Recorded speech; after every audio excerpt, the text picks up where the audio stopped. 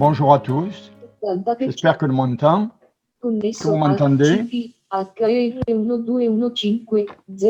Donc, nous sommes ce soir réunis pour... Voilà, ah bon, il m'a ouvert le web maintenant. Donc, nous sommes réunis pour une conférence donc, sur la neurophysiologie de la peur. Hein, est-ce que c'est le cerveau qui gère la peur et que pouvons-nous y faire? Nous avons eu une conférence d'une philosophe et d'une historienne des sciences, Naïla Farouki, qui nous avait fait déjà une conférence sur la peur du progrès et le progrès de la peur. Donc, c'était un travail d'une philosophe et d'une historienne des sciences. Et bien sûr, à la suite de cette intervention, nous avons éprouvé le besoin d'aller un peu plus vers la physiologie. En plus, ça tombe très bien parce que l'année 2020 a été marquée pour l'humanité entière par la pandémie. Et le Covid a réveillé les grandes peurs qui ont traversé toutes les épidémies, si vous voulez, pendant les siècles précédents. Donc la peur, on sait que c'est une émotion forte et intense, que l'on ressent en présence d'un danger, plus ou moins immédiat. Mais la peur, en revanche, elle est subjective. C'est-à-dire, il y a une composante personnelle importante liée à notre histoire. Et l'imagination va jouer un rôle dans l'évaluation et la perception de ce danger. Donc ça, c'est important. Actuellement, on vit la peur de la vaccination. Vous avez vu, c'est extraordinaire. C'est un emballement contre la vaccination. Et finalement, cette peur aussi, elle est propice à tout un tas de dysfonctions de la pensée avec une profusion de pensées conspirationnistes qui se répartissent avec des opinions fantaisistes, avec des délires. Donc, autrement dit, tous ces petits problèmes environnementaux du moment nous ont incités à aborder les mécanismes neurophysiologiques qui sont à la base de ces problèmes de la peur et de l'anxiété. Et là, donc, je tiens immédiatement à remercier donc Cyril Desjans. Cyril Desjans est un neurophysiologiste qui travaille au neurocentre François Magendie de Bordeaux. François Magendie, un Bordelais, très grand physiologiste, bien sûr, que tous les physiologistes connaissent très bien. Alors, Cyril Desjans, c'est un jeune chercheur. Il a un doctorat, il a même une habilitation à diriger des recherches. Et donc, il travaille dans ce neurocentre François Magendie et il est intéressé par la dynamique des réseaux neuronaux. Et cette dynamique des réseaux neuronaux, donc, ça lui permet de travailler sur la dynamique neuronale de la peur, du comportement de peur, ce dont il va nous parler.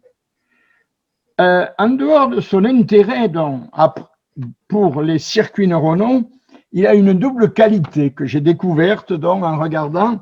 C'est un grand spécialiste du design graphique et autrement dit, il a même été directeur artistique et cofondateur d'une société de création de films d'animation, ce qui est une grande qualité à remarquer chez un jeune chercheur qui a le souci de communiquer le savoir. Et ça, je crois que c'est une qualité importante. On ne doit pas l'oublier en ce moment où l'obscurantisme triomphe un peu. Alors, il a fait une thèse de l'université en sciences cognitives. Ensuite, il est allé faire un postdoc en Nouvelle-Zélande.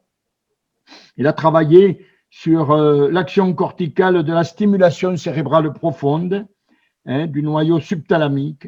Ensuite, il a été chercheur associé sur divers sujets. Donc, c'est un chercheur et une histoire d'un chercheur quand même éclectique, puisque sa formation, il a travaillé sur le traitement de l'information dans l'hippocampe du rongeur. Ensuite, il a travaillé sur la dynamique neuronale dans l'addiction aux opiacés.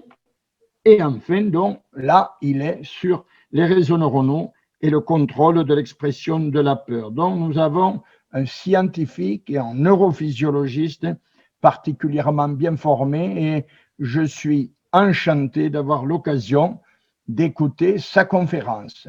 Simplement, un petit rappel pour les gens qui écoutent. Vous pouvez glisser vos questions Hein, vous avez vu, il y a discussion, vous glissez des questions. Je ferai une lecture et un tri éventuellement des questions. On verra si éventuellement on ouvre le système, mais c'est aussi bien. Alors, question courte, bien formulée. Si je ne peux pas lire ce que vous racontez, la question ne sera pas posée. Je vous remercie et je cède immédiatement la parole à Cyril Desjans qui va nous parler de ce beau sujet sur la neurophysiologie de la peur. Cyril, à vous.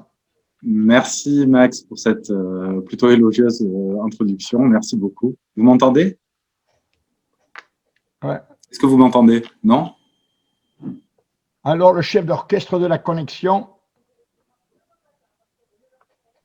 Oui, apparemment, on m'entend. Là, c'est pas moi qui vous passe la. Hein? Johan?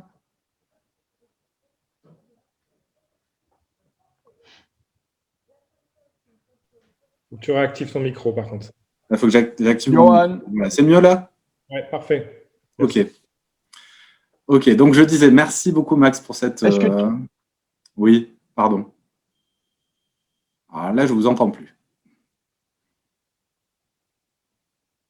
Ok, donc je disais merci Max pour cette introduction élogieuse.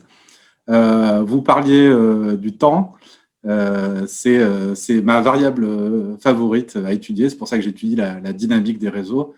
Je vais vous parler de synchronisation entre les différentes structures cérébrales ce soir, notamment. Le temps, comme vous le disiez, j'ai aussi fait beaucoup de design graphique, beaucoup d'images et de films d'animation pour la science, mais j'ai jamais vraiment eu le temps de travailler pour moi-même. J'ai toujours passé beaucoup de temps à travailler pour les clients et pas trop pour moi-même. Donc voilà, ça va être plutôt simple graphiquement ce soir, mais je l'espère clair. Et voilà, vraiment mon souhait ce soir, c'est de vous faire passer le message le plus clair possible. Alors, je lance mon diaporama.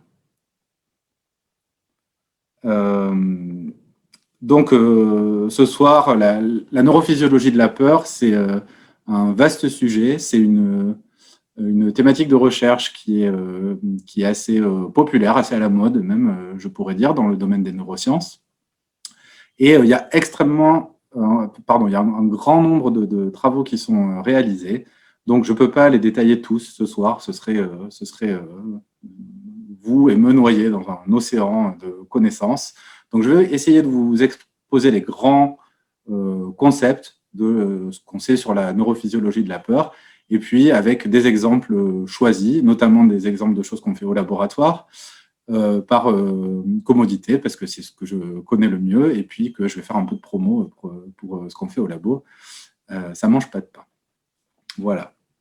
Donc, comme le disait Max tout à l'heure, la peur, c'est avant tout une émotion, mais c'est aussi un signal pour l'individu qui va lui permettre de s'adapter et notamment d'optimiser, de maximiser ses chances de survie dans son environnement.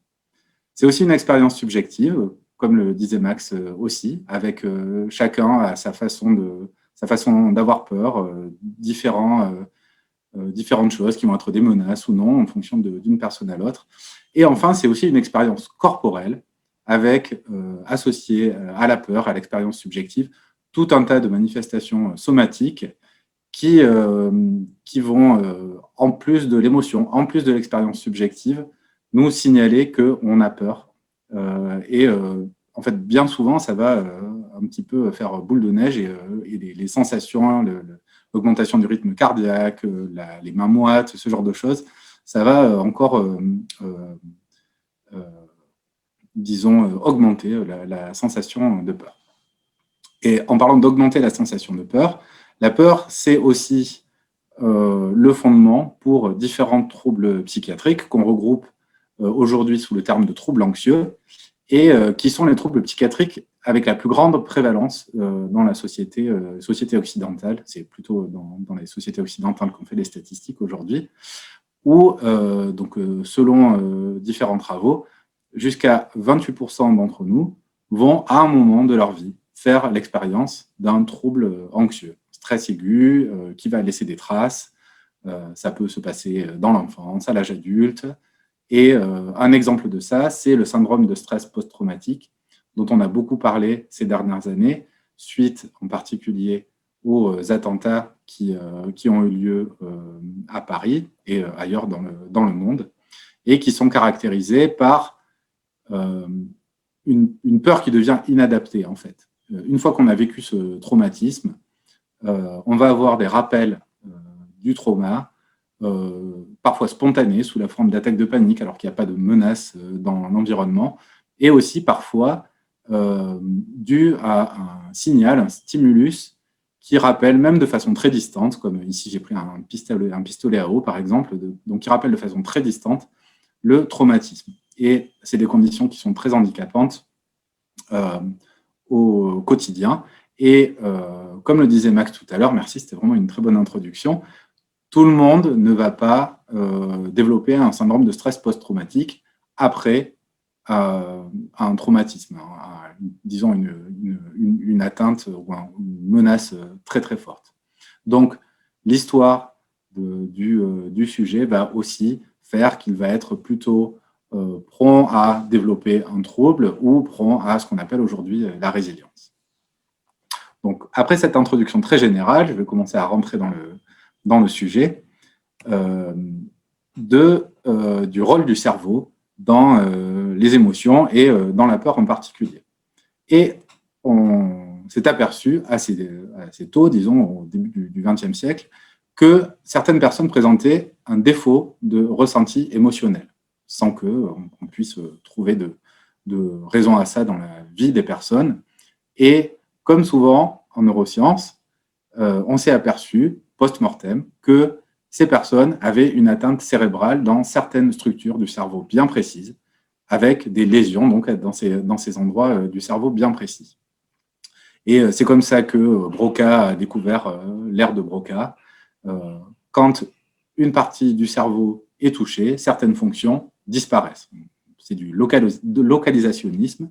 Donc, certaines parties du cerveau sont le siège de certaines fonctions. Alors, on a souvent tendance à penser que une partie du cerveau est nécessaire à une fonction. En général, ces fonctions sont distribuées, mais il suffit distribuer, c'est-à-dire réparties sur différentes zones du cerveau qui doivent travailler de façon synchrone, dans le même temps, pour sous-tendre la fonction. Ici, la fonction, c'est la possibilité d'avoir un ressenti émotionnel. Donc, c'est rarement des structures isolées, mais des structures qui sont nécessaires en chaîne ou en réseau. Et donc, il y a des atteintes cérébrales bien précises qui vont mener à un défaut de ressenti émotionnel. Et je vais vous présenter les différentes structures cérébrales qui sont liées à ce pouvoir du cerveau humain, et pas seulement humain, animal, de ressentir des émotions. Donc, je reviendrai sur ces structures précisément tout à l'heure. Il y a un autre aspect qui est intéressant avec les émotions et qui, en fait, est quelque chose qui va parler à tout le monde, mais Paul Ekman a fait une expérience très intéressante. Il a présenté des photos de cette jeune femme qui est une actrice et qui a mimé différentes émotions. Et il a présenté ces photos à une audience qui venait de différents pays, de différentes cultures, aussi variées que des gens qui venaient des États-Unis, du Brésil, du Chili, de l'Argentine, du Japon et de la Nouvelle-Guinée. C'est très intéressant parce que dans la majorité des cas, quelle que soit la culture des gens, ils vont être capables de reconnaître l'émotion sur le visage de la personne. Et ce qui est intéressant ici aussi, c'est que, en plus de la liste que j'ai faite tout à l'heure de qu'est-ce que c'est qu'une émotion, qu'est-ce qui est relié aux émotions, on peut voir ici que la peur, c'est aussi un moyen de communication. Et comme dans le cas du ressenti émotionnel, ce dont je vous parlais à la diapo précédente, les gens qui ont des atteintes dans certaines structures du cerveau qui sont liées à l'expression des émotions vont aussi avoir des problèmes à reconnaître les émotions sur le visage d'une autre personne. Donc, en une phrase, ces deux phénomènes, le ressenti, toute la sphère émotionnelle sont des phénomènes qui se basent au moins en partie sur des circuits dans le système nerveux central. Le premier circuit a été vraiment décrit par Joseph Ledoux, qui est un des pionniers, si ce n'est pas le pionnier vraiment, de l'étude du circuit de la peur dans le cerveau. Et on connaît cette image qui a été publiée dans Scientific American en 1994 comme le serpent de Ledoux. Donc, sur cette image, on peut voir un promeneur en forêt qui tombe nez à nez avec un serpent. Et le serpent, c'est intéressant parce que c'est quelque chose qui nous fait peur de façon innée. Même si on n'a jamais vu un serpent de sa vie, la première fois qu'on croise un serpent, on a peur. C'est comme ça. Il y a des choses qui sont câblées dans notre cerveau pour nous dire qu'on est en face d'une menace. Et donc, comment ça marche pour le cerveau, de façon simplifiée, évidemment, mais plutôt juste.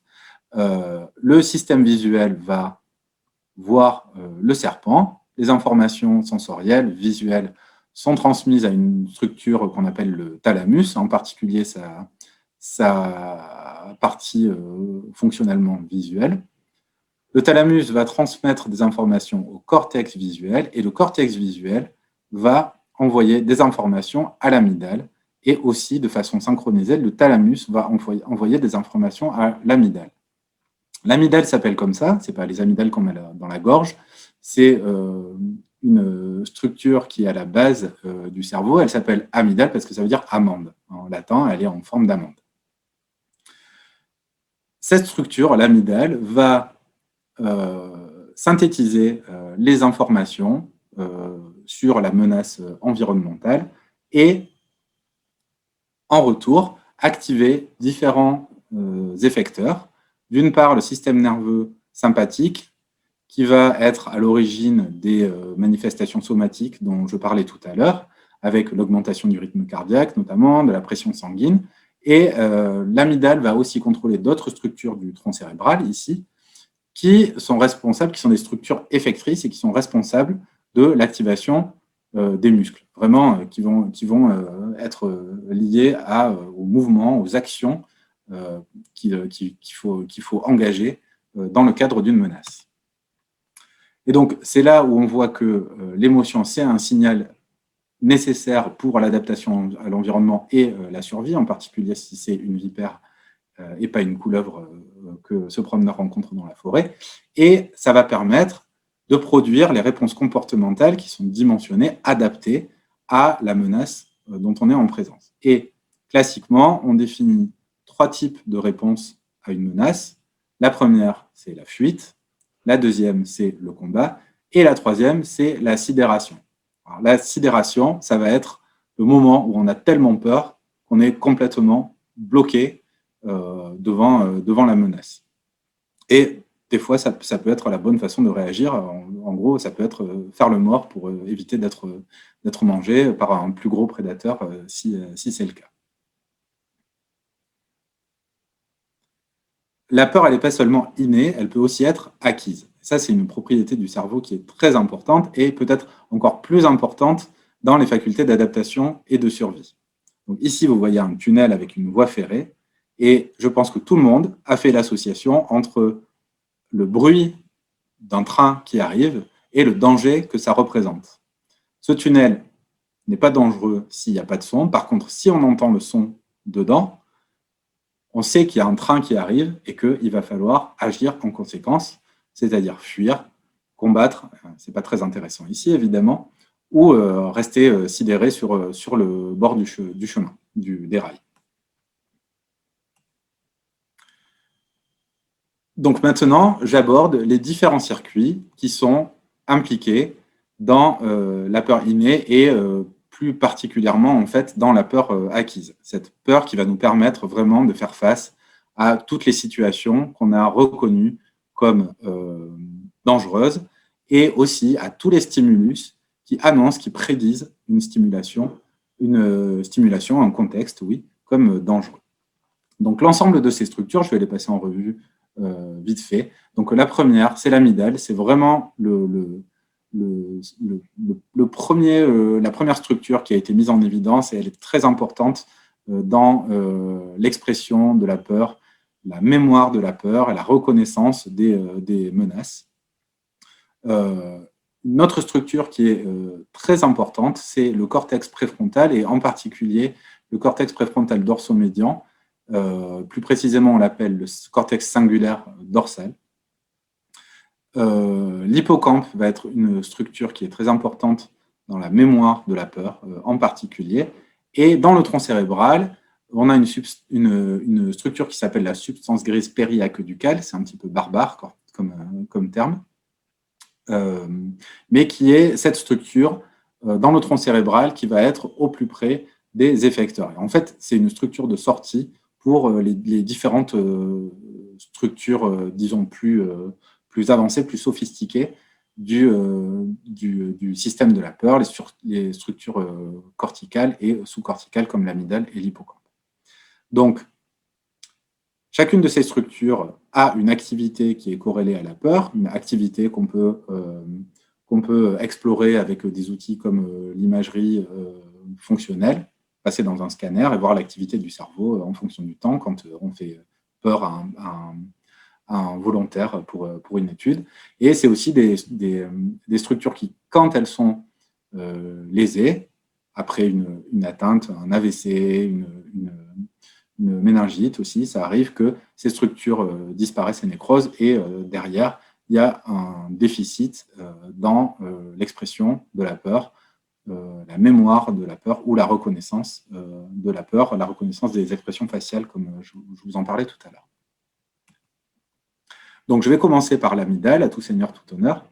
Et l'amygdale, c'est intéressant parce que c'est une structure qui est très fidèlement conservée dans tout l'arbre phylogénétique des vertébrés, depuis les reptiles jusqu'à l'homme aujourd'hui. Donc, je vous parlais tout à l'heure d'adaptation et de survie. En général, une structure qui est conservée comme ça dans l'évolution, c'est qu'elle est cruciale pour la survie.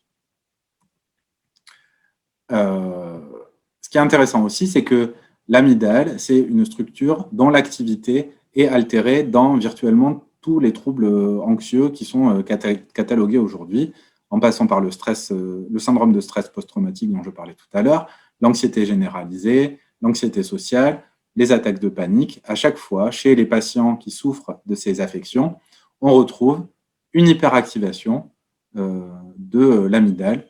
On peut le voir sur cette image qui est issue d'une étude de Roche et al. En 2000, où on voit que les patients qui souffrent d'un syndrome de stress post-traumatique ont une hyperactivation de l'amygdale en comparaison de sujets qui n'ont pas cette affection.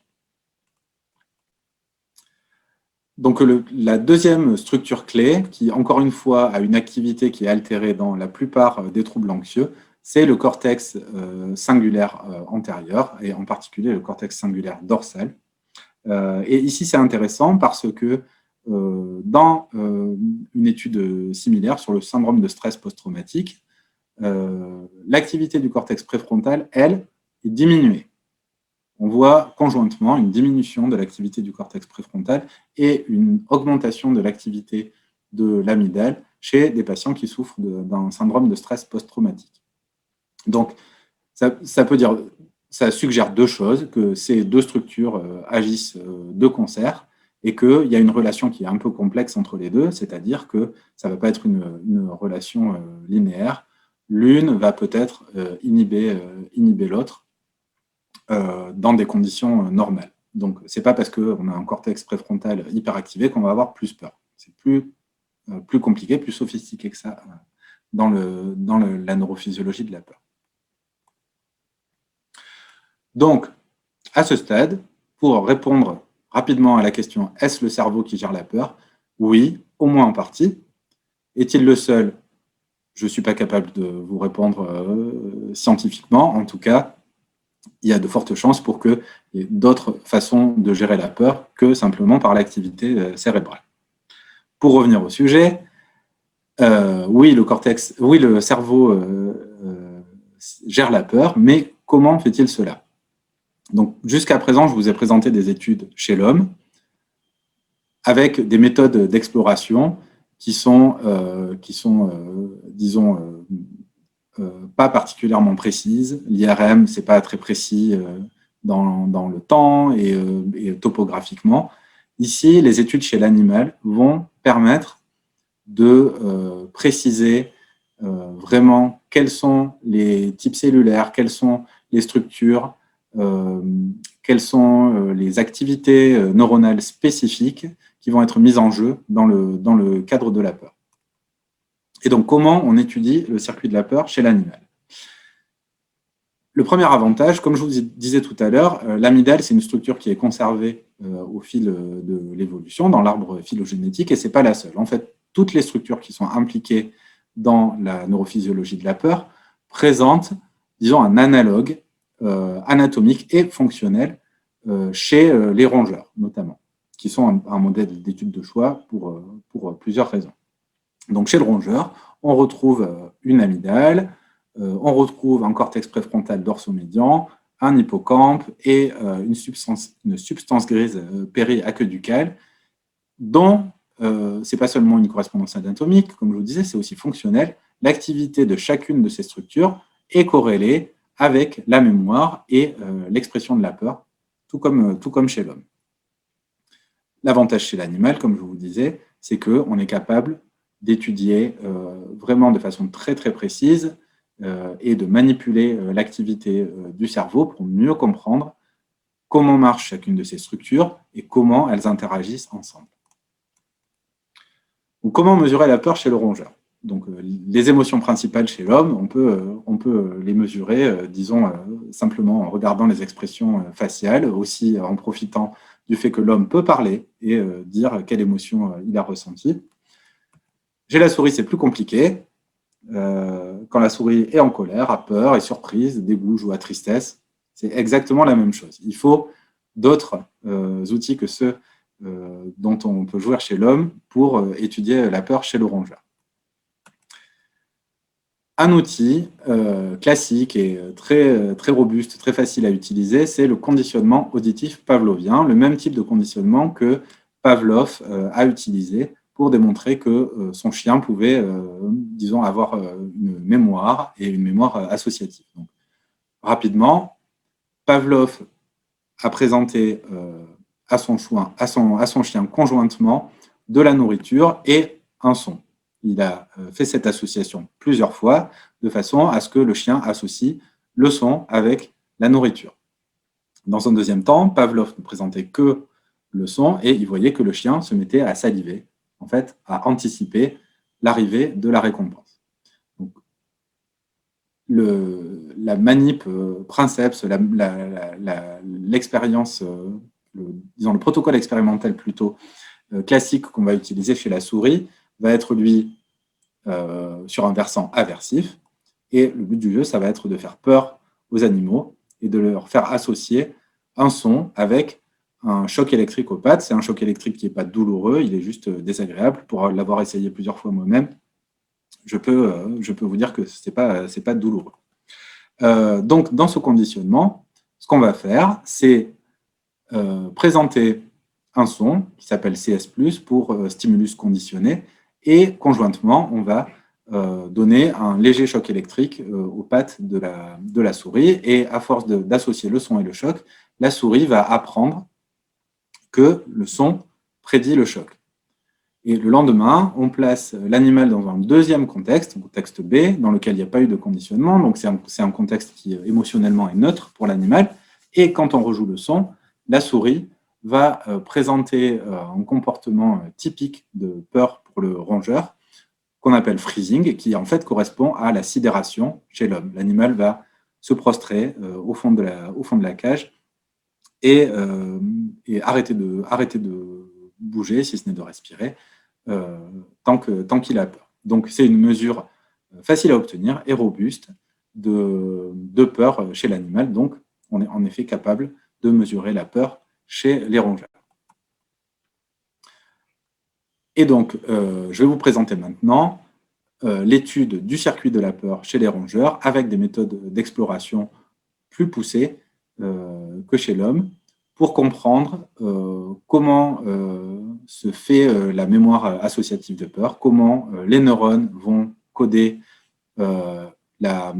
l'association entre un stimulus et un choc électrique, par exemple. Et l'amygdale, c'est vraiment un exemple parfait de comment se passe la mémoire associative.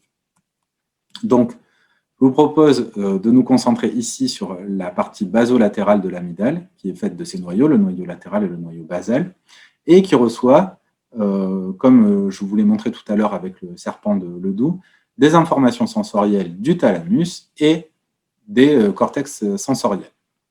Donc, ce que je vous propose ici, c'est un petit modèle où on a un neurone du thalamus sensoriel qui est activé par le choc électrique et un neurone du cortex sensoriel auditif qui, lui, est activé par le son. Et ces deux neurones vont projeter de façon convergente sur un neurone de l'amygdale, ici, qui va donc recevoir, à chaque fois qu'il y a une synchronisation, donc c'est là où le temps est important, il faut qu'il y ait une concomitance entre le son et le choc pour que ces neurones de l'amygdale reçoivent conjointement des informations sur le son et sur le choc. Et ce qui va se passer ici, c'est un phénomène qu'on appelle la plasticité synaptique. La synapse, c'est ce point de rencontre entre un neurone amont et un neurone aval. Et la synapse, c'est un endroit qui va être capable de modifier sa structure et de se potentialiser en fonction de l'expérience et de l'activité neuronale qui va être liée avec une expérience. Donc ici, vous pouvez voir, c'est comme si c'était un zoom sur cette partie, une synapse avec le neurone présynaptique, ici, disons que ça va être le neurone du thalamus sensoriel, et ici, le neurone de l'amygdale. Et il y a des phénomènes chimiques qui permettent la transmission du signal depuis le neurone présynaptique au neurone postsynaptique. Donc, il y a des molécules qui sont libérées dans l'espace entre les deux synapses, la fente entre les deux boutons synaptiques, la fente synaptique, on appelle ça, qui vont venir se poser sur des récepteurs sur le neurone postsynaptique, et le contact entre ces récepteurs et leur ligand, les molécules, va provoquer une dépolarisation de ce neurone qui va être activé électriquement par la suite. Donc ça, c'est le fonctionnement normal d'une synapse. Les neurones sont activés de façon autonome dans le système nerveux central. Par contre, quand, lors d'une expérience, un neurone est suractivé, parce qu'il est activé par le choc, ce qui va se passer, c'est une modification de cette plastique de cette synapse, où ce qu'on va voir, ça va être par exemple une augmentation du nombre de vésicules qui libèrent des neurotransmetteurs dans la fente synaptique et une augmentation du nombre de récepteurs à ces neurotransmetteurs. La résultante de ça, ça va être que pour une même activation après une expérience, on va avoir une activation postsynaptique qui est décuplée donc par rapport à avant l'expérience et la suractivation des neurones.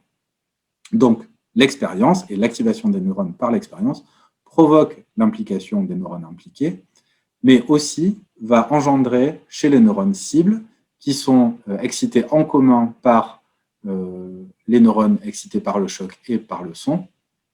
Ça va renforcer l'excitabilité de ces neurones cibles et ça va renforcer durablement l'excitabilité de ces neurones cibles qui vont donc porter plus de récepteurs et avoir une activité décuplée.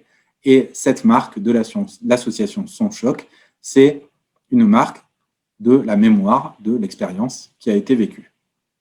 Donc, ce type de plasticité qu'on appelle hébienne, c'est pas seulement quelque chose qu'on observe dans le cadre de la peur, c'est un phénomène général qu'on pense être vraiment le phénomène majeur de, disons, la marque de la mémoire, la marque durable de la mémoire dans le cerveau au niveau des neurones. Donc, il y a tout un tas d'équipes qui ont mis ça en évidence dans l'amygdale et qui fait donc de l'amygdale vraiment le premier siège de la mémoire associative de peur. Donc, vraiment une structure clé dans le circuit de la peur chez le rongeur. La deuxième structure clé, c'est le cortex préfrontal dorsomédian. C'est là où je vais commencer à vous parler des travaux dans notre laboratoire, où on s'intéresse particulièrement à cette structure. Et pour étudier l'activité de cette structure, ce qu'on fait, c'est d'implanter des électrodes dans le préfrontal dorsomédian, des électrodes qui vont être implantées à demeure, de façon chronique, ce qui va nous permettre d'enregistrer l'activité de la structure et des neurones pendant que l'animal est en comportement, pendant qu'il exprime la peur ou pendant qu'il n'exprime pas la peur. Et il y a deux types d'activités auxquelles on s'intéresse dans ces manips d'électrophysiologie, parce qu'on enregistre avec nos électrodes l'activité électrique du cerveau. C'est d'une part les potentiels de champs locaux, ou LFP, qui représentent l'activité globale au pourtour de l'électrode. C'est un petit peu comme les EEG qu'on enregistre à la surface du crâne, sauf que là, ça représente une zone plus réduite, vraiment à l'intérieur du cortex préfrontal qui nous intéresse. Et on est aussi capable d'enregistrer l'activité de plusieurs neurones. On est capable d'isoler l'activité de plusieurs neurones simultanément pour voir comment ces neurones agissent de concert, et donc de concert pendant que l'animal exprime la peur. Donc, dans ces manips, on va étudier la physiologie du cortex préfrontal dorsomédian pendant que l'animal se comporte et exprime la peur, et on va aussi être capable de manipuler l'activité de notre structure au moyen de techniques d'optogénétique. Si ça vous intéresse, je pourrais développer cette approche dans les questions. N'hésitez pas à poser des questions, mais en deux mots, c'est une approche où on va être capable d'exciter ou d'inhiber les neurones avec de la lumière, et ça va nous permettre de manipuler à la milliseconde près l'activité du cerveau. Donc, le premier corrélat de la peur qu'on a vu dans le cortex préfrontal dorsomédian, on l'a trouvé dans les potentiels de champs locaux, les micro-EEG qu'on enregistre dans les potentiels de champs locaux. Ce que vous pouvez voir ici, c'est une trace brute du signal pendant que l'animal se balade, et avec des oscillations à différentes fréquences. Et le comportement de l'animal est signifié ici par le freezing, la sidération, dont je parlais tout à l'heure. Et on voit ici le début d'un épisode de freezing. J'attire votre attention sur cette zone. Quelques dizaines de millisecondes avant le début du freezing, on voit apparaître des oscillations lentes de très grande amplitude qui donc commencent juste avant le début du freezing, se poursuivent pendant l'épisode de freezing, et juste au moment où l'animal arrête d'être dans ce comportement de sidération, le moment où il arrête d'avoir peur, les oscillations stoppent et puis l'animal passe dans un régime oscillatoire différent. Ici, vous avez un spectrogramme qui est une autre façon de représenter cette activité. Donc, c'est codé en couleurs. Les couleurs les plus chaudes montrent une forte amplitude dans les oscillations, et les couleurs froides montrent une faible amplitude dans les oscillations. Et on peut regarder l'amplitude, la puissance du signal en fonction de sa fréquence et en fonction du temps. Et on voit que quand l'animal commence un épisode de freezing, et pendant tout l'épisode de freezing, on a une forte augmentation de la puissance des oscillations entre 3 et 6 Hz,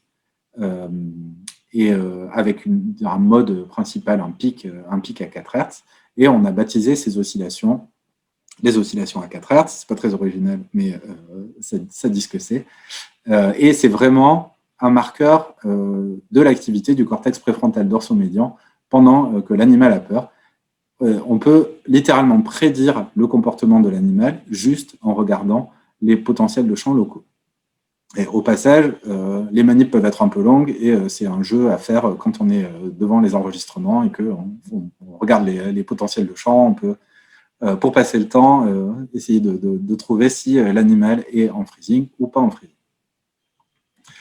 Un autre corrélat neuronal que nous avons découvert vient des activités des neurones unitaires. Alors, ce que vous pouvez voir ici, c'est plusieurs enregistrements faits simultanément avec différentes électrodes qui sont regroupées dans le cortex préfrontal dorsomédian. Donc, on voit deux types d'activités ici. Il y a des activités lentes qui correspondent au potentiel de champ. Et il y a des activités plus rapides. Alors, j'espère que la définition de vos écrans vous permet de voir tous ces pics-là sur les différentes électrodes. Chaque canal ici, c'est une électrode d'enregistrement. Et on est capable de discriminer ces activités qui correspondent au moment où un neurone s'active. Et on est capable d'isoler l'activité de différents neurones pour finir par enregistrer jusqu'à plusieurs dizaines de neurones simultanément qu'on va étudier pour savoir comment les neurones du cortex préfrontal dorsomédian représentent en code le comportement de l'animal. C'est là où vraiment les techniques exploratoires chez l'animal dépassent ce qu'on peut faire chez l'homme, parce qu'avoir des microélectrodes pour enregistrer l'activité de neurones unitaires, un petit neurone dans le cerveau, disons une soixantaine de neurones simultanément, ça c'est très compliqué à faire chez l'homme et possible seulement dans des conditions très particulières, alors que c'est quelque chose qui est facile d'accès chez l'animal. Donc une fois qu'on a discriminé l'activité des neurones, on se retrouve avec quelque chose comme ça.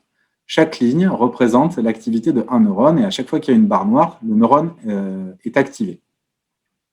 Et superposé sur cet enregistrement, on a un épisode de Frisier. Alors, à regarder l'activité comme ça, on ne voit pas grand-chose. Par contre, si on regarde de plus près, on se rend compte qu'un sous-ensemble de neurones a tendance à se synchroniser comme ça, dans des fenêtres de temps qui font entre 100 et 150 millisecondes, donc un dixième de seconde.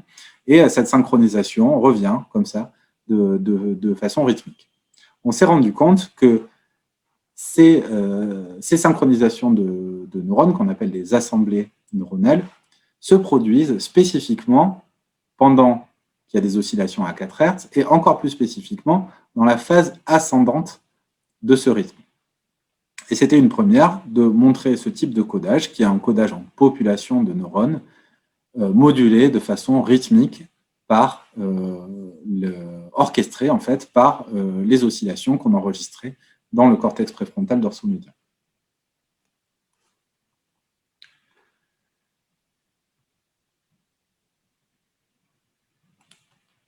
Donc, l'amygdale et le cortex préfrontal sont des structures qui sont importantes dans le comportement de peur, et ce n'est pas deux structures qui opèrent comme ça de façon indépendante. Au laboratoire, on a pu les enregistrer de façon simultanée, en mettant des électrodes à la fois dans le cortex préfrontal et dans l'amygdale, et enregistrer ces deux structures pendant que l'animal se balade et fait sa tâche. Et on s'est rendu compte que l'amygdale et le cortex préfrontal se synchronisaient lors de l'expression de la peur, et en particulier sur ces oscillations à 4 Hz. Donc ici, en noir, vous pouvez voir les oscillations à 4 Hz dans le cortex préfrontal, et en bleu, superposées, les oscillations dans l'amygdale basolatérale. Et à chaque fois que l'animal est en freezing, on a une augmentation de la puissance de ces oscillations à 4 Hz, et donc une synchronisation oscillatoire entre les deux structures. Et cette synchronisation oscillatoire, ça va permettre vraiment de canaliser les informations entre deux structures dans le cerveau. Comme je vous disais tout à l'heure, une structure toute seule dans le cerveau, finalement, elle ne sert à rien. Elle a besoin de structures de sortie. Il y a aussi beaucoup de boucles dans lesquelles l'activité résonne. Et cette résonance, elle se fait par le biais de ces oscillations à 4 Hz. Donc, est-ce que le cerveau gère la peur? C'est toujours oui. Et qu'est-ce qu'on peut y faire? Alors, on a essayé de manipuler ces activités chez l'animal. Tout ce qu'on a observé pour le moment, c'est juste des corrélations. En gros, on observe une coïncidence entre les oscillations à 4 Hz et ces assemblées neuronales qui se produisent dans le cortex préfrontal pendant que l'animal a peur. Mais ça peut très bien être une coïncidence seulement. Donc, grâce aux outils optogénétiques, on a pu tester de façon causale l'implication, le rôle de ces deux mécanismes, les oscillations et les assemblées neuronales, dans la production du comportement de peur. Et donc, ce qu'on a fait, c'est qu'on a enregistré l'activité du cortex préfrontal dorsomédian, et en temps réel, on a développé un algorithme d'intelligence artificielle bas de gamme, mais d'intelligence artificielle quand même. Un clin d'œil à Max qui en parlait tout à l'heure. Et donc, cette intelligence artificielle, elle est capable de détecter la phase ascendante des oscillations à 4 Hz et immédiatement d'envoyer un pulse de stimulation. Avec l'idée, c'est dès qu'on détecte la phase ascendante, on va inhiber le cortex préfrontal dorsaux-médian en envoyant de la lumière. Donc, c'est la méthode d'optogénétique dont je vous parlais tout à l'heure.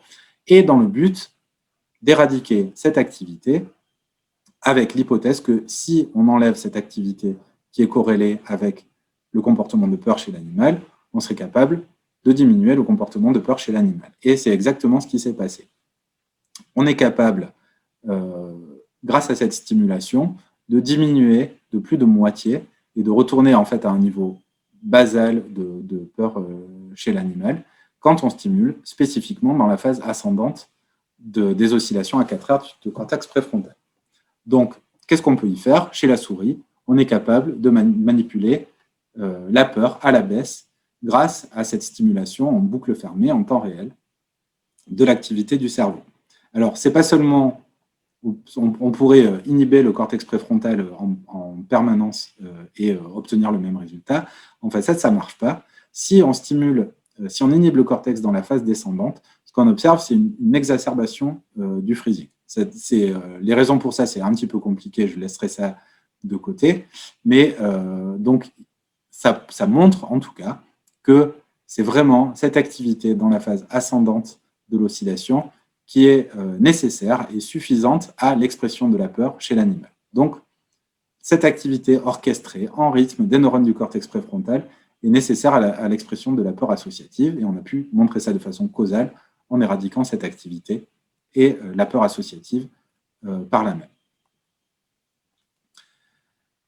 Donc, à partir de maintenant, je vais essayer de remonter dans l'échelle évolutive lentement et de vous montrer que ces recherches qui sont plutôt fondamentales, je travaille à l'INSERM et le but du jeu, c'est quand même d'orienter ces recherches vers le soin et le traitement des troubles anxieux que j'évoquais dans l'introduction. Donc, ça se fait dans notre laboratoire et dans différents laboratoires. C'est un processus qui est un peu fastidieux. Et je vous propose cette diapositive en fait parce que en ce moment, il y a une espèce de clash temporel entre le temps de la science et le temps des médias, l'urgence dans laquelle on se trouve tous par rapport à la menace que représente ce virus. Et en fait, ça prend beaucoup de temps de développer un traitement sur la base d'une découverte physiologique. Et donc, je vous propose cette diapositive pour vous montrer quel est le processus, dans notre cas, quel est le chemin à suivre pour faire les choses de façon honnête et sans mettre la charrue avant les bœufs, sans griller les étapes, parce que au bout du compte, il y a des gens qui ont des problèmes et qui ont besoin d'être soignés et que chaque étape doit être faite en conscience et vraiment rigoureusement. Donc, ce diagramme, il montre les différentes pistes de recherche du laboratoire qui ont démarré avec l'étude que je viens de vous présenter. Et donc, ça commence par la découverte d'un nouveau mécanisme neuronal, donc ces oscillations à 4 Hz, et ce codage en population dans la phase ascendante, qui était quelque chose d'inédit, et vraiment une découverte scientifique, c'est-à-dire la découverte d'un biomarqueur dans l'électroencéphalogramme des souris, un biomarqueur de la peur, quelque chose facile à repérer. Comme je vous le disais, on est capable de prédire le comportement de la souris juste en regardant les ondes cérébrales. En partant de ça, on a fait du développement technique, c'est-à-dire développer ces algorithmes de stimulation pour être capable de manipuler en temps réel l'activité du cerveau et de manipuler en temps réel le comportement des animaux en retour. Je vous ai présenté l'effet immédiat de la stimulation, mais on a aussi un effet à plus long terme, c'est-à-dire que même quand on coupe la stimulation, les animaux ont moins peur suite à la stimulation. Et ça donne vraiment un potentiel thérapeutique, à savoir qu'on n'est pas obligé d'être stimulé, on ne serait pas obligé d'être stimulé en permanence pour ne plus avoir peur. Donc, les outils qu'on a utilisés, par contre, les outils optogénétiques, ça implique de manipuler le code génétique des animaux, comme c'est le principe derrière la thérapie génique, par exemple, et ce n'est pas quelque chose qui est encore accessible en clinique. Donc, un autre aspect de notre travail au laboratoire, c'est de développer des approches similaires de stimulation cérébrale, mais qui sont compatibles et qui relèvent des outils cliniques qui sont utilisés aujourd'hui, comme la stimulation électrique, comme ça se fait dans la maladie de Parkinson, par exemple, où les patients sont implantés avec des électrodes dans le noyau sous-thalamique. C'est quelque chose que j'ai étudié en Nouvelle-Zélande, comme tu le disais, Max, tout à l'heure. Et c'est un traitement qui est formidable, qui est très répandu aujourd'hui pour les malades de la maladie, les gens qui souffrent de la maladie de Parkinson, et qui marche très très bien. Donc on essaie, avec de la stimulation électrique, de reproduire les effets qu'on a obtenus avec la stimulation optogénétique. Et donc ça, c'est un autre pas vers la clinique. Et c'est des pas qui prennent du temps. Comme je vous disais tout à l'heure, il faut bien faire les choses, développer les choses pour qu'on puisse les appliquer. Et le dernier volet, en fait, là, c'est vraiment des études cliniques chez l'homme où on essaie, chez des patients anxieux, de détecter un biomarqueur similaire à ce qu'on a observé chez la souris. Et détecter ce biomarqueur, c'est vraiment la condition sine qua non pour faire se rejoindre le développement des outils cliniques que nous développons actuellement et les développements technologiques qu'on a fait précédemment pour vraiment pouvoir, chez l'homme, détecter ces oscillations, un biomarqueur, et pouvoir stimuler en temps réel, de façon précise dans le temps et dans l'espace. Et tout ça, c'est vraiment des défis à relever. Et ça prend beaucoup de temps, en fait, pour trouver des solutions, pour, disons, traduire ces découvertes chez l'animal à, éventuellement, quelque chose qui serait de l'ordre de la médecine de précision, de la médecine personnalisée, pour les gens qui souffrent de désordres liés à la peur et à l'anxiété.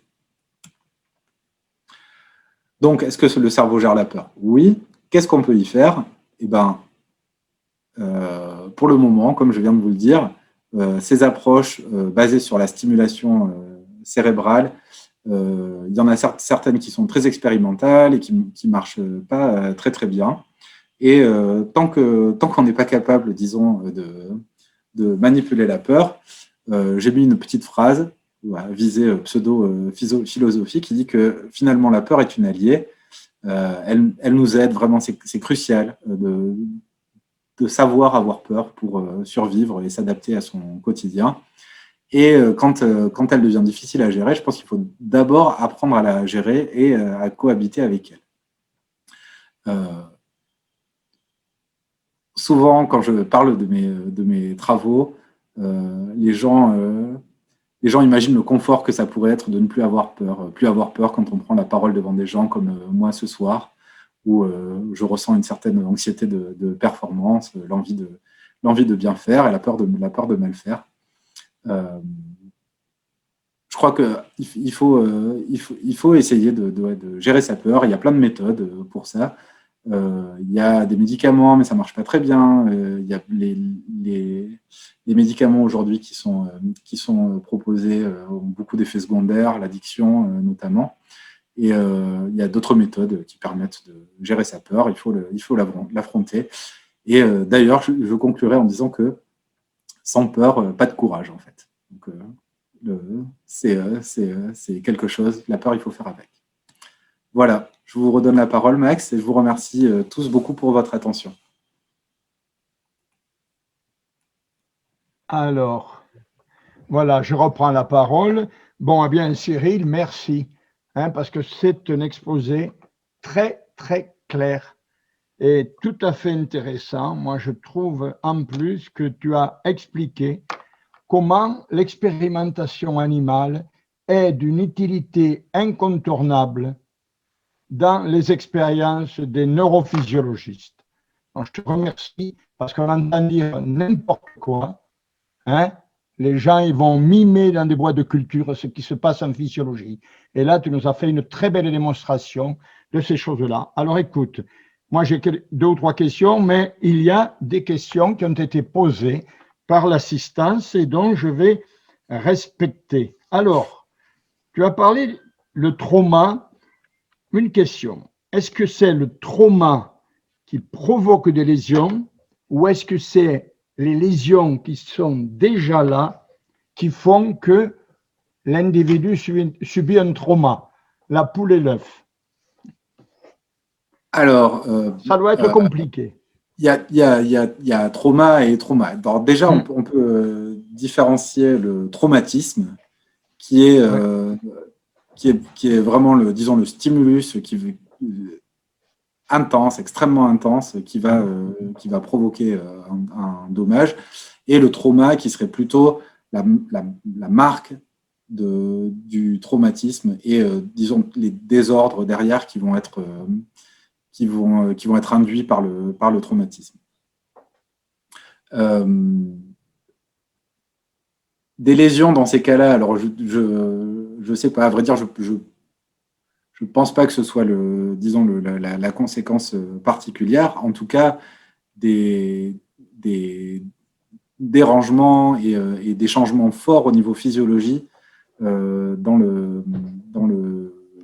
cerveau, et en particulier le circuit de la peur. C'est certain qu'il y a des modifications à long terme du système qui s'opèrent et qui vont faire fonctionner le système un peu sur la tête pendant un moment. Et un des enjeux, en fait, je pense au syndrome de stress post-traumatique. Un des enjeux, les thérapies médicamenteuses marchent très mal pour le PTSD aujourd'hui. Ce qui marche, c'est des méthodes qui sont très efficaces, mais un petit peu mystérieuses parce qu'on ne connaît pas trop la résonance physiologique de ces méthodes, comme l'EMDR, qui est un système de stimulation rythmique bilatérale,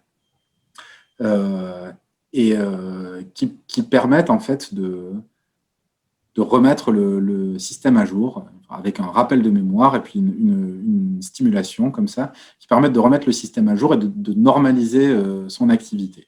Et pour le PTSD, donc, ces changements qui sont caractérisés, donc une baisse d'activité du cortex préfrontal qui représenterait une baisse de contrôle du préfrontal sur la peur et une hyperactivité de l'amygdale.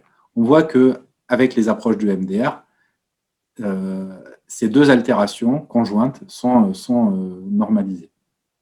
Donc, ces lésions, ces altérations liées au traumatisme, elles sont là et c'est possible de les réverser avec certaines méthodes thérapeutiques aujourd'hui. Ouais.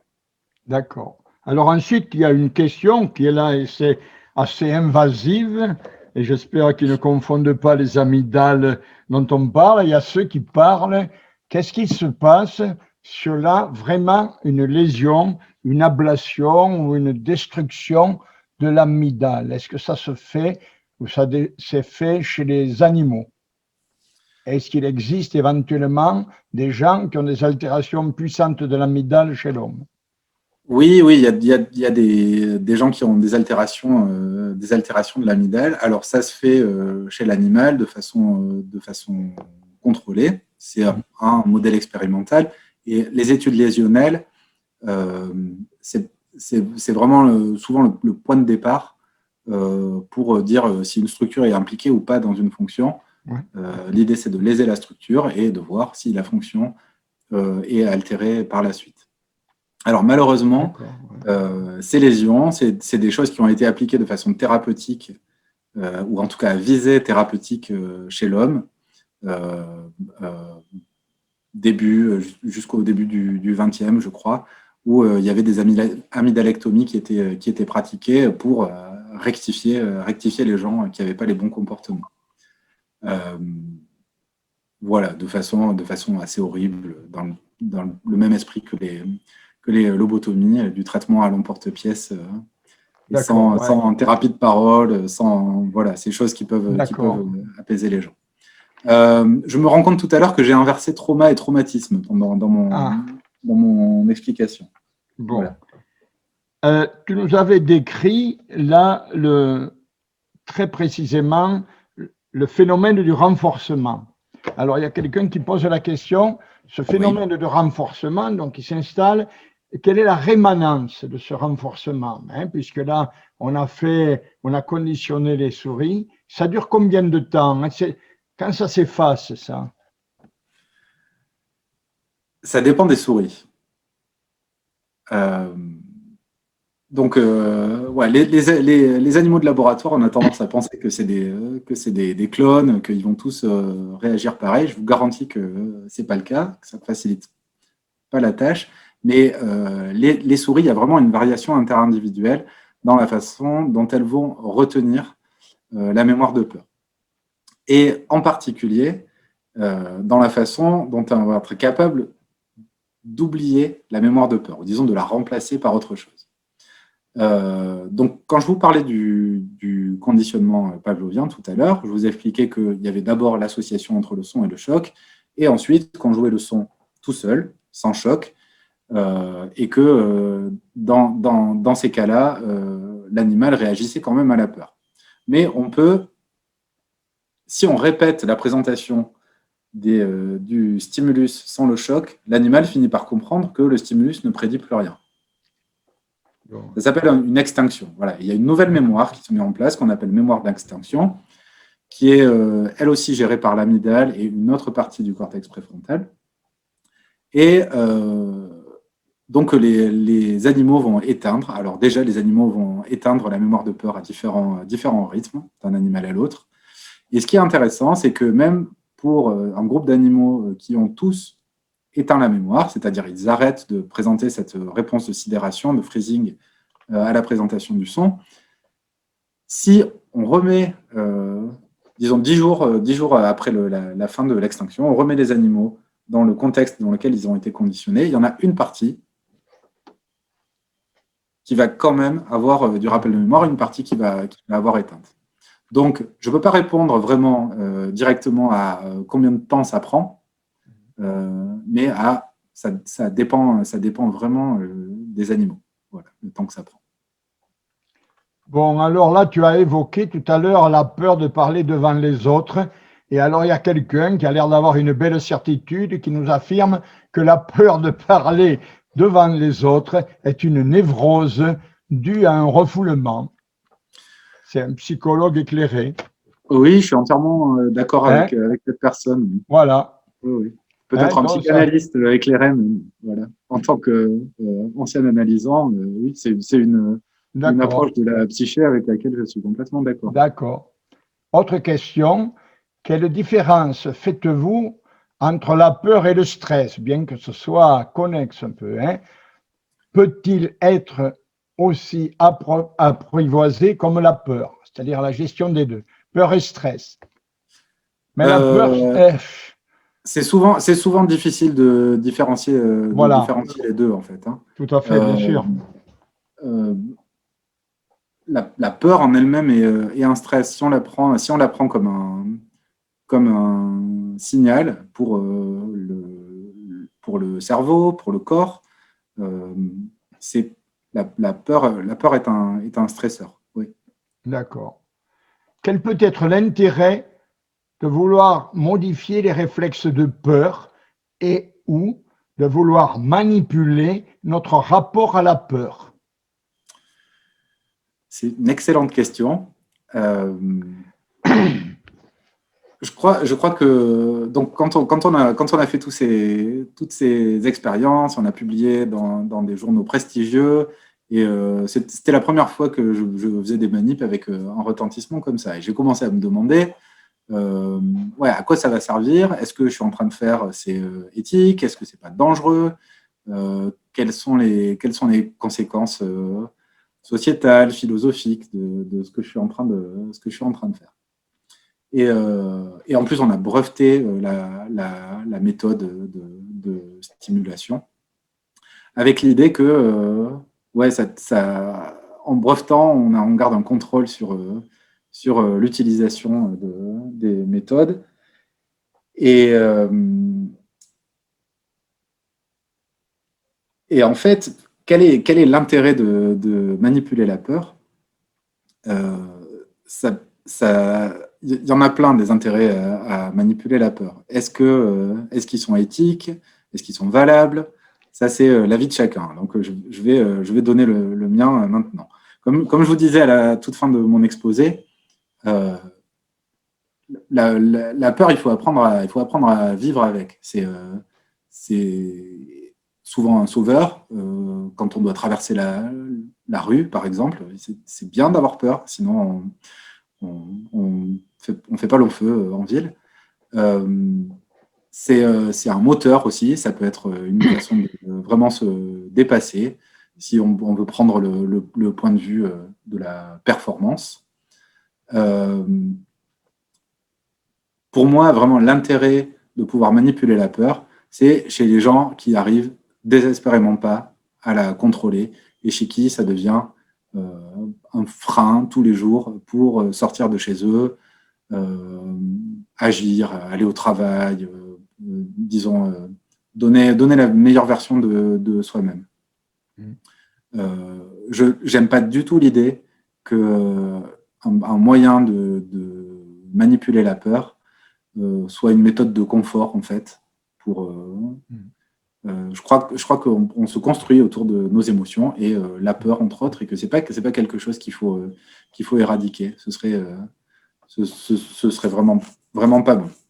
Et après, pouvoir manipuler la peur, ça peut avoir des conséquences absolument terribles. Et c'est pratiqué par pas mal de régimes politiques. Voilà. Hélas. Alors, autre question. En ce qui concerne, c'est sur le cortex. Le cortex de l'homme est plus développé, beaucoup plus développé chez l'homme que chez la souris, affirme cette personne. Et il nous donne donc la possibilité de relativiser et de gérer la peur et d'autres émotions de façon plus élaborée que chez le rongeur. Est-ce que c'est vrai ou pas? Ou est-ce que finalement… J'ai eu un petit problème de connexion, là, ça a coupé. Est-ce que vous pouvez répéter la question? Oui, le cortex. Donc là, c'est quelqu'un qui s'intéresse au cortex de l'homme. Donc, partant du débat que le cortex est plus développé chez l'homme, et il nous donne la possibilité de relativiser et de gérer la peur et d'autres émotions mieux peut-être que chez un rongeur. Enfin, c'est la question implicite qu'il pose. Le cortex de l'homme nous fait-il au-delà du rongeur? Je crois que disons la taille, le nombre de neurones absolument incroyable qu'il y a dans le cortex chez l'homme donne pas nécessairement un avantage, un contrôle plus fort. Ça donne de la complexité, ça donne de la sophistication, et je pense qu'il y a deux visages à cette sophistication. On peut contrôler des peurs ou des menaces, disons, qui présentent des visages assez complexes. Si on pense aux associations et à la complexité du contexte dans lequel les êtres humains vivent. L'autre versant de la médaille, c'est que grâce au cortex, on a des capacités d'imagination et d'anticipation qui sont décuplées. Et quand ça tourne mal, qu'on est un petit peu anxieux, ces capacités d'imagination, elles peuvent, disons, verser dans une maximisation de l'anxiété, avec anticiper des choses qui sont peu probables, mais qu'on fait vivre plus qu'elles devraient dans notre esprit, et des choses comme ça. Donc, meilleur contrôle plus sophistiqué. Je crois que quand il y a un déséquilibre émotionnel, disons, plus mauvais contrôle pour le coup. D'accord. Alors après, il y a sur les deux ou trois questions qui tournent autour de la technique, disons, des techniques de contrôle du stress ou des techniques de contrôle de la peur, voire de l'anxiété. J'ai une autre question qui va dans le « Que pensez-vous du neurofeedback pour le traitement de la peur et de l'anxiété » C'est deux options dont avec une réflexion sur des techniques d'intervention à des visées thérapeutiques ou adoucissantes. Oui, oui, oui. Voilà, c'est deux Alors, questions. ouais, Le neurofeedback, neurofeedback, tu connais, moi, hein? oui, c'est une autre approche en boucle fermée qui ne prend pas en compte en fait l'activité cérébrale. C'est plutôt le sujet dans son entièreté, donc son cerveau et le reste de son corps, qui sont mis en jeu. Donc l'idée, c'est que le, le sujet, la manipulation de l'activité cérébrale ne va pas être directe. Donc le sujet est enregistré et on lui donne une tâche à faire. Et cette tâche, certaines actions vont, disons, être corrélées avec certaines activités du cerveau. Et donc, en faisant certaines actions, le sujet va promouvoir certaines activités du cerveau. Voilà. Et l'idée, plutôt que manipuler directement l'activité du cerveau avec des électrodes de stimulation ou de la stimulation magnétique, par exemple, ou pharmacologique, c'est le sujet qui manipule son activité cérébrale sans savoir quelle zone il manipule, sans savoir, voilà, c'est plus global que ça. Et ça a plutôt des résultats positifs, je crois. Je ne suis pas un spécialiste de ces études-là, mais c'est une approche qui est intéressante parce qu'elle est quand même beaucoup moins lourde que ce qu'on proposerait disons, en suivant le fil de nos recherches avec vraiment de la stimulation cérébrale ou intracérébrale. D'accord.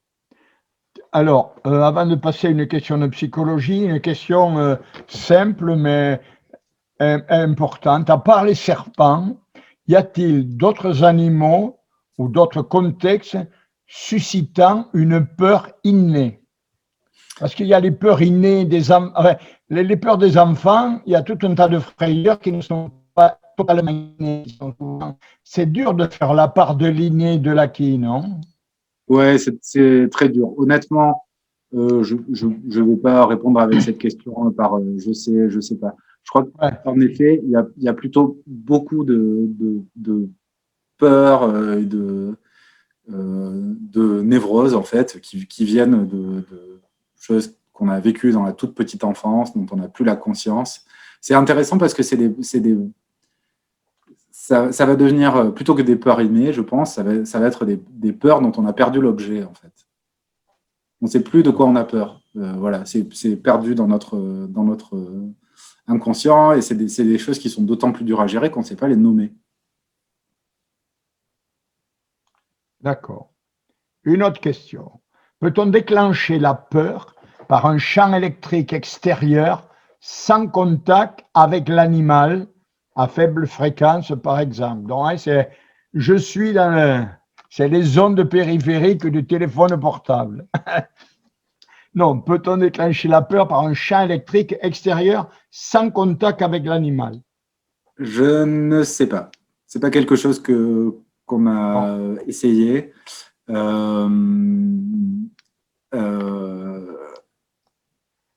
Pour les besoins de la science, c'est quelque chose qui serait intéressant pour les besoins de la science et d'un éventuel traitement pour les troubles anxieux.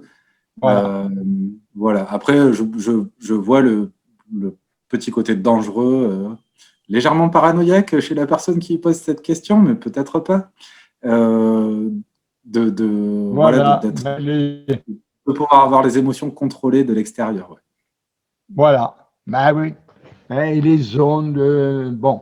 Alors ici, alors je le lis parce que la question est pointue. En psychologie, le traumatisme ne s'installe pas en même temps que la trauma qui, lui, peut être refoulé longtemps. C'est parfois un événement qui fait percer le trauma de l'inconscient. J'ai de la peine à piger, mais toi, tu... Oui, oui, Ouais. bon, c'est un commentaire. Après, oui, je l'ai dit tout à l'heure, hein, Oui, c'est des termes que je ne manipule pas forcément de façon experte, parce que je suis neurophysiologiste et je suis pas psychologue. Peut-être j'aurais dû me taire d'ailleurs tout à l'heure.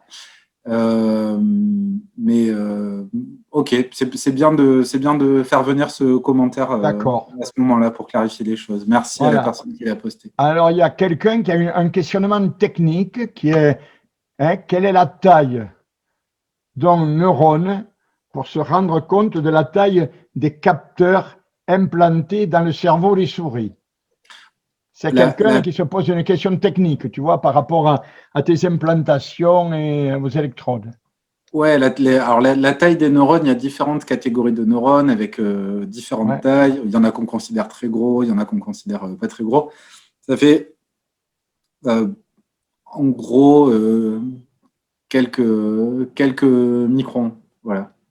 Et les électrodes qu'on utilise, elles font 15 microns enfin, d'accord. celles qu'on utilise classiquement.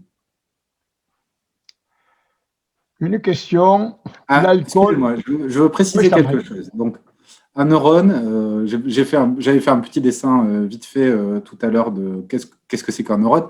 Donc, le corps cellulaire du neurone, ça fait quelques microns. Eh oui, Après, l'axone du neurone, qui est eh oui. cette fibre qui va lui permettre de faire des Ouais, connexions, ouais. et aussi les fibres qui lui permettent de recevoir des connexions, qu'on appelle l'arbre dendritique, Mm, ça peut s'étaler sur plusieurs millimètres, voire mm, plusieurs centimètres chez l'homme. ouais. Une question, est-ce que l'alcool diminue le ressenti de la peur? C'est une question pour un neurophysiologiste. Je crois que l'alcool diminue beaucoup de choses. Euh, euh, le ressenti de la peur. Honnêtement, je crois pas. Il vaut mieux pas. Peut-être que l'alcool, ça va débrider certaines choses, Ouais. euh, certains sentiments de puissance et ce genre de choses. Mais il faut vraiment être fortement imbibé pour plus être capable de réagir à un danger, je crois. Mm. Donc de ne Alors pas le ici, percevoir comme un danger. là, tu as une question, la non-peur, c'est-à-dire, serait-elle consécutive à une ou des lésions ou à la non-existence de la peur acquise? C'est-à-dire que la peur Non-existence de la n'ayant peur pas acquise. d'empreinte, voilà. C'est difficile de répondre à la question parce que c'est des circuits neuronaux dans les deux cas qui qui se croisent en fait, Mm. qui se superposent. Euh, Mm.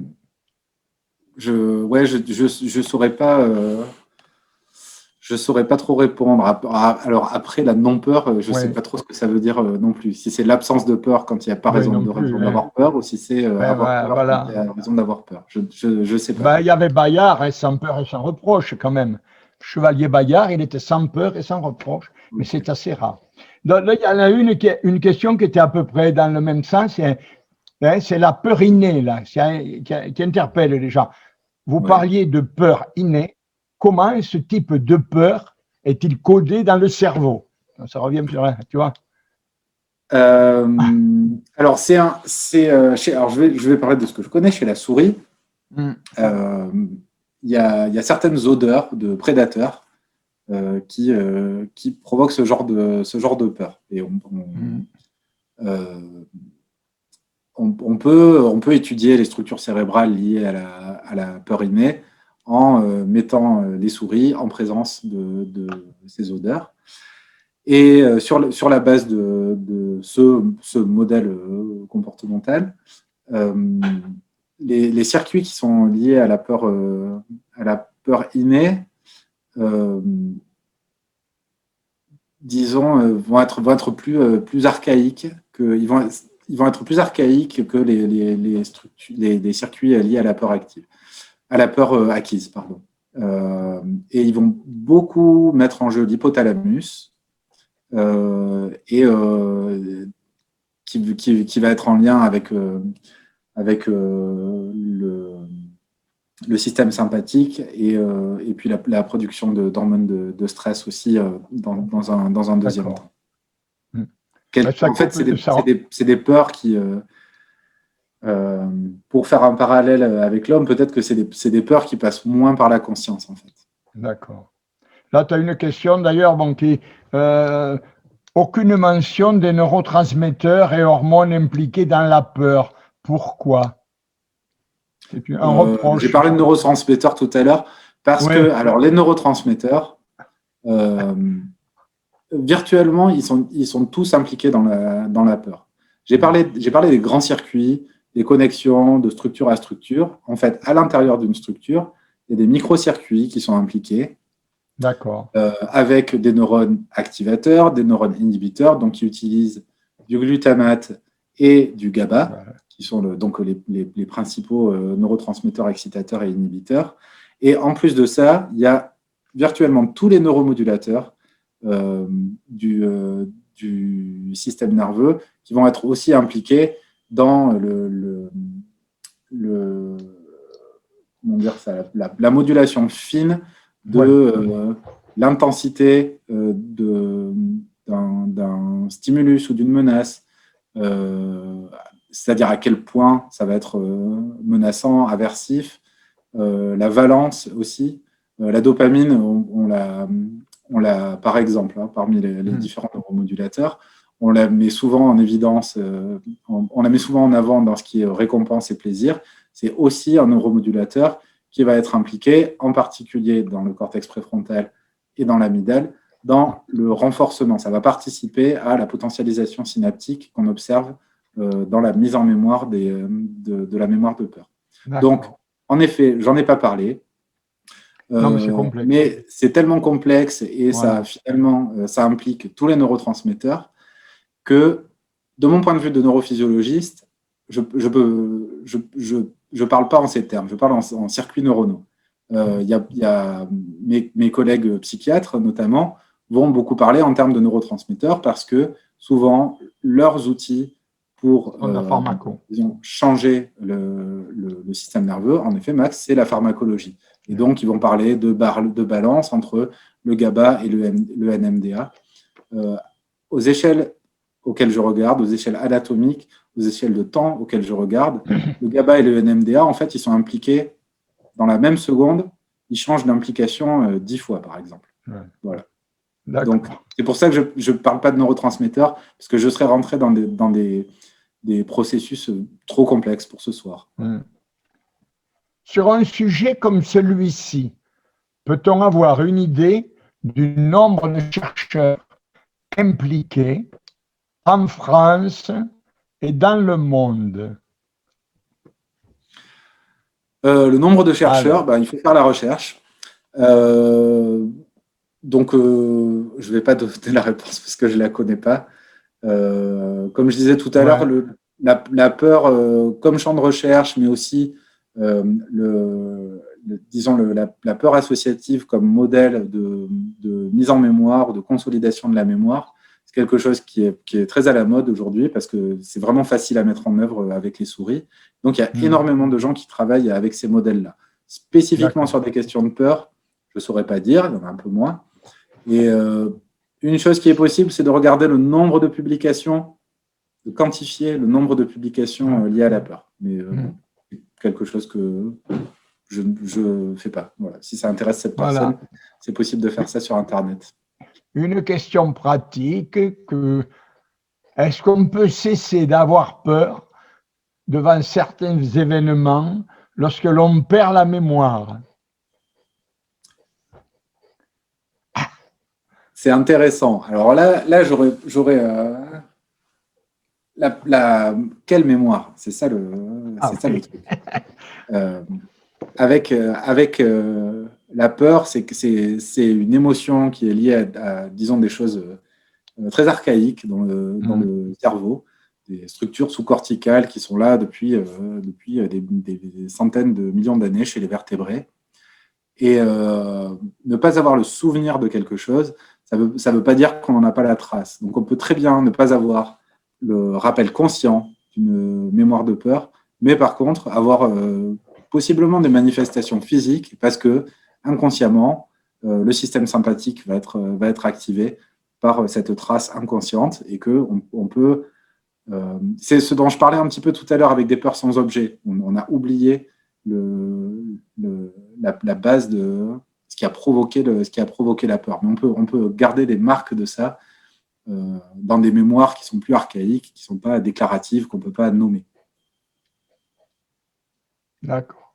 Là, tu as deux interventions proches que que je synthétise. On revient sur le neurofeedback. Oui. Le neurofeedback est un auto-apprentissage du cerveau. Ça fonctionne très bien sur les troubles de TDAH et sur l'anxiété après un burn-out. Et l'autre constate que la France est très en retard avec la technique de neurofeedback. Voilà, c'est deux choses sur le neurofeedback. Oui, c'est quelque chose qui est très à la mode au niveau mondial et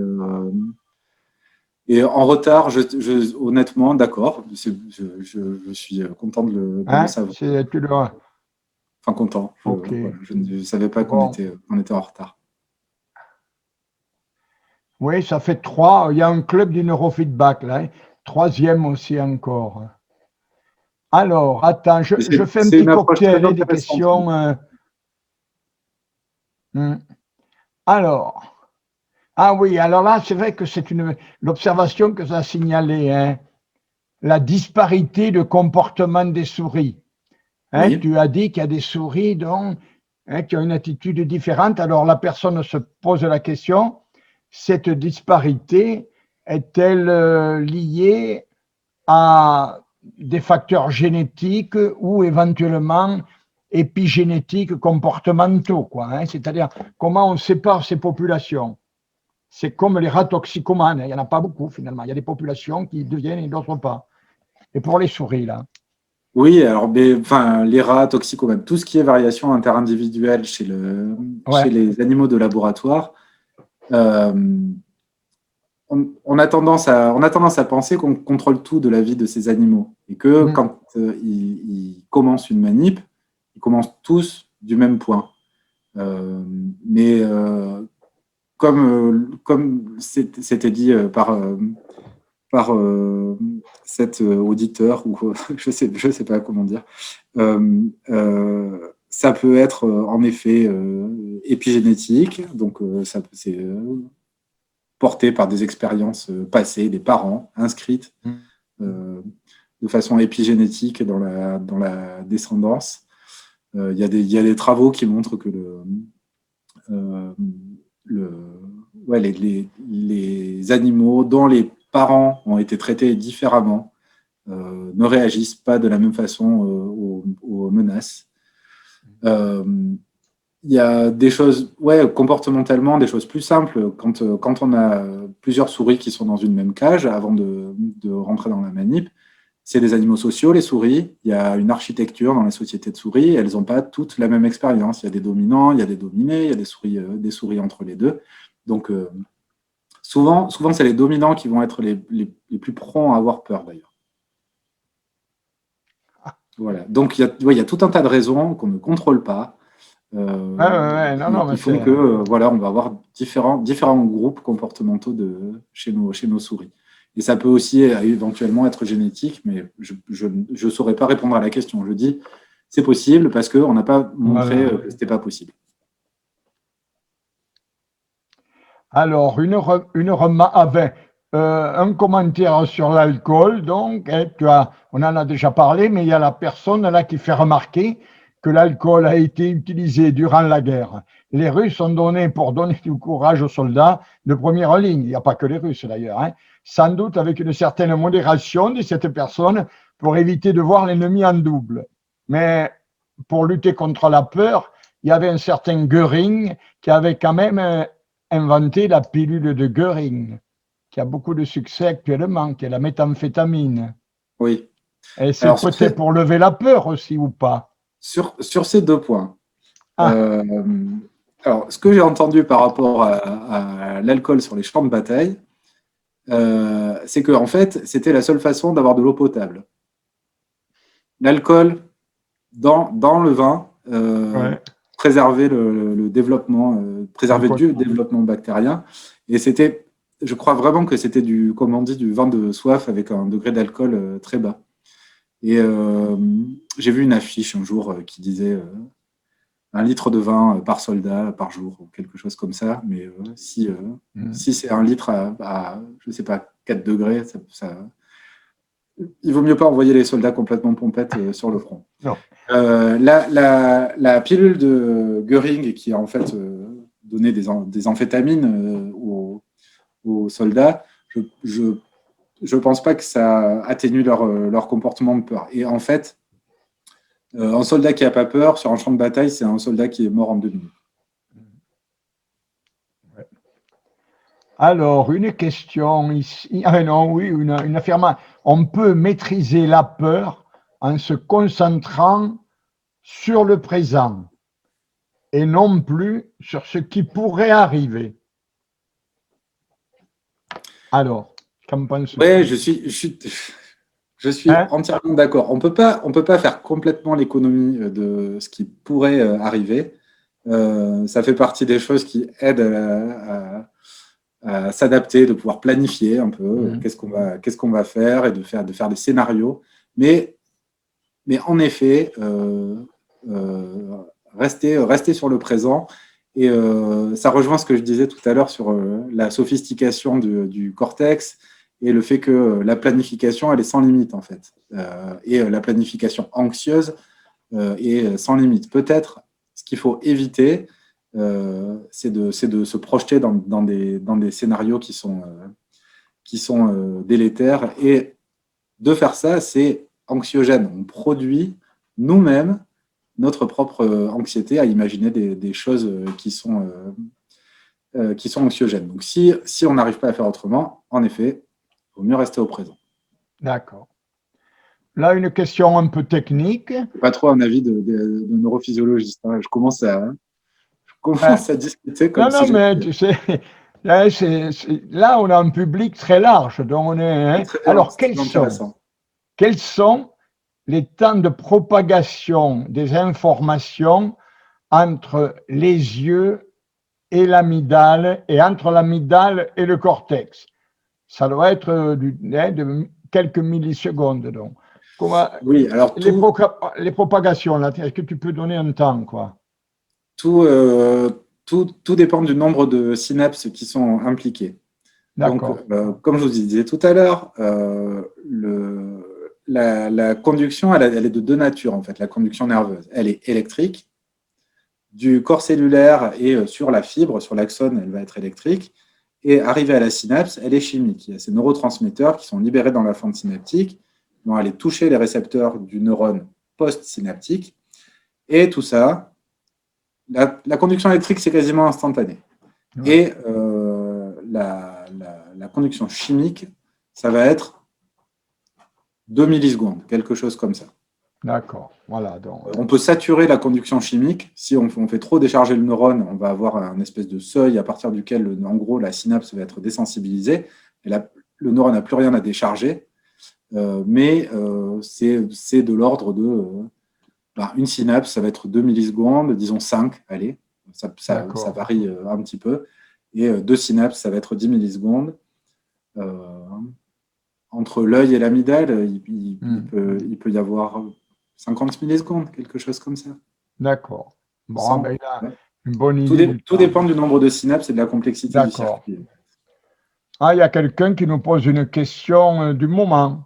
J'ai lu que le SARS-CoV-2 infecterait des neurones du cortex préfrontal avec des modifications dans l'activité cérébrale. Qu'en pensez-vous? Est-ce avéré scientifiquement?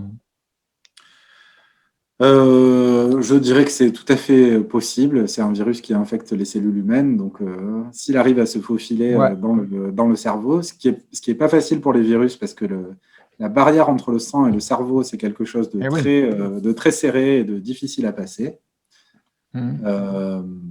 Et ensuite, oui, des modifications pour revenir au localisationnisme, oui. qui a un peu émaillé tout mon discours, des modifications à un endroit vont donner des modifications fonctionnelles associées. Ouais. Je ne connais pas ce papier, par contre. J'irai le chercher, c'est intéressant. Même non, si mais j'en j'ai ai un peu entendu ras-le-bol dire d'entendre parler récemment, du moi virus. aussi. Ouais. Alors après, un protocole, existe-t-il un protocole scientifique pour sortir de l'anxiété les patients qui ont des atteintes neurologiques? Tout dépend des atteintes. C'est Voilà, difficile hein, de c'est répondre très vague, très large. Ouais. à la question. Mais pour contourner un peu la question, le cerveau, la plasticité des neurones, ça ne se joue pas qu'au niveau des synapses. Le cerveau est capable de se recabler pour pallier à un déficit, en l'occurrence une lésion à un endroit. Le cerveau va être capable de prendre des chemins détournés pour récupérer la fonction. Ou à l'inverse, d'occuper des zones du cerveau, disons des zones anatomiques qui ne sont plus utilisées. Chez les gens qui ont des cécités de naissance, le cortex visuel, qui est occipital ici, il sert à d'autres modalités que la vision. C'est réinvesti autrement. OK. Alors moi, je vais te poser aussi une question personnelle. Tiens, finalement, tu as parlé des animaux, tu nous as fait tous les circuits exploratoires de façon intéressante. Quant aux travaux chez l'homme, l'IRM fonctionnelle, est-ce elle est utilisée, elle a un intérêt, elle permet de faire des choses assez intéressantes? Est-ce qu'il y a eu des Bien choses qui sûr. ont été faites sur ça? Bien sûr, bien sûr. Il y a énormément de travaux qui sont faits en IRM fonctionnel et qui permettent vraiment, c'est super de pouvoir explorer certaines questions chez l'homme. Après, cette approche, elle a des limites en termes de résolution spatiale, en termes de résolution temporelle. Et les questions que je me pose, la synchronisation dans des fenêtres de temps de 100 à 150 millisecondes, c'est des questions qu'on ne peut pas aborder avec ces approches.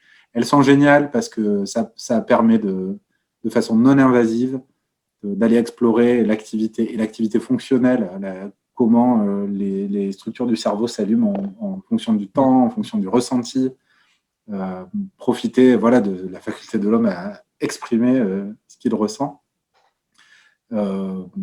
Après, pour ce qui est de l'échelle de temps dans lesquelles les neurones fonctionnent, des échelles d'espace dans lesquelles les micro-réseaux dont je parlais tout à l'heure, excitateurs-inhibiteurs, fonctionnent, c'est des outils qui permettent de dégrossir la topologie de telle ou telle fonction.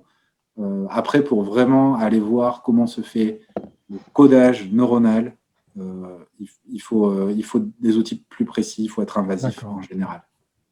Donc, c'est des choses qu'on fait chez l'animal. Oui. Et donc, ça, je regardais, hein, il y a les questions, hein, bon, il y en a quelques-uns là. Mais moi, remarque, il y a une chose que tu as évoquée, enfin, moi je connais un peu, mais tu as évoqué l'optogénétique, qui est une technique extrêmement élégante. Tu peux en dire quelques mots, ou tu as une diapositive pour l'expliquer à l'ensemble du public, parce que c'est quand même des belles technologies.